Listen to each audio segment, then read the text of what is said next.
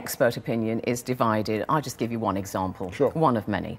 In the United States, Dr. David Ley, who works as a psychologist, has been doing that for more than a decade. He says there is no evidence that sex addiction is a valid psychiatric disorder. It isn't like drug or alcohol addiction, as you say. You don't get cravings and withdrawal symptoms. People who have lots of sex, it's more of a compulsion or an obsession. So addiction's the wrong word. I mean, again, once upon a time, people said the world was flat. I mean, you know, a lot of people believed it. In fact, the majority of people believed it.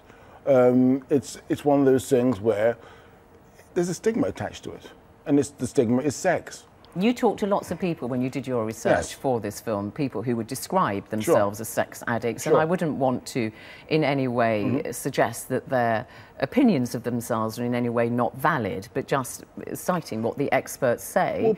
That, you know, are you convinced that it does exist in the light of your conversations with them? People weren't diagnosing themselves with sex addiction. People were you know, there's been experts in the field, obviously, who have looked into this just as much as this other expert has sort of done, and come to the conclusion that there is a thing called sex addiction, similar to a thing where people have an unhealthy relationship with food.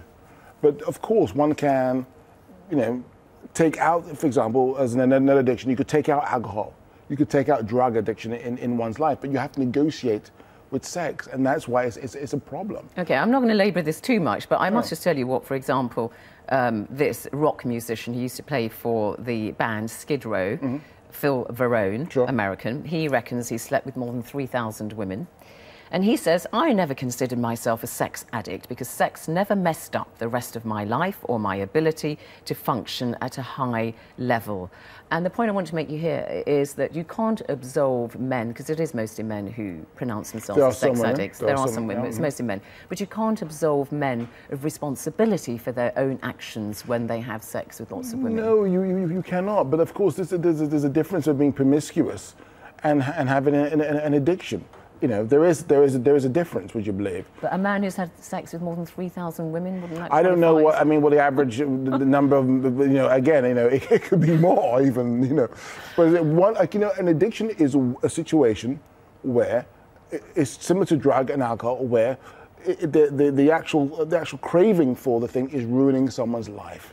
An addiction is when everything else becomes secondary, and therefore the compulsion is ruling one's life, and that's what happens. And in fact, it has destroyed lives. And that's the message in your film show. It's a serious matter, because one could laugh about this rock musician with 3,000 women and all this kind of stuff. Of course, it's titillating and laughable, but there is a serious point to the matter. People's lives are being ruined.